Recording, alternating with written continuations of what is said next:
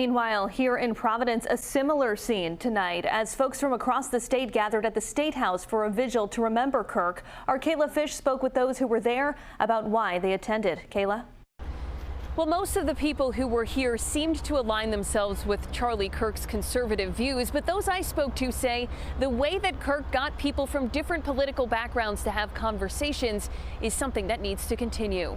The most valuable thing we get from Charlie at the end of the day is that we hear both sides and we're willing to listen to them. Timothy Sellers and Shayna Oliveira tell me they've never been to something like Friday's vigil in honor of Charlie Kirk. They say they came to honor what the conservative activist stood for. He wanted people to not be scared to share their opinion, whether they agreed with him or not. You know, he taught us about discourse again. You brought it back to the forefront. A lot of people didn't know how to have a discussion with opposite opinions without getting violent.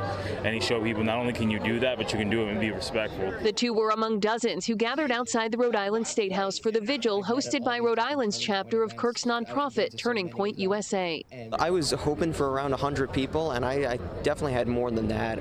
So I was so moved to see all the people throughout the state just come from all over. You know, we had people from Tiverton, from Newport, you know, from Woonsocket, all come just to show how much Charlie meant to them and show their respects. Rhode Island GOP Chair Joe Powers had met Kirk a few times. He says Friday's event was an example of the movement Kirk created. When you see all these people in such a blue state showing up to honor a guy who started a conversation to get people talking, I just think this is a super encouraging. I just think that we need to come together and unify, because the worst thing that can happen right now is for us to divide. We need to come together as Democrats and Republicans and show our humanity, because that's what was taken from us. Now, in the wake of Kirk's death, multiple Democratic lawmakers and organizations told 12 News while they may not have agreed with Kirk's views, they called his death a tragedy and condemned the political violence. In Providence, I'm Kayla Fish, 12 News.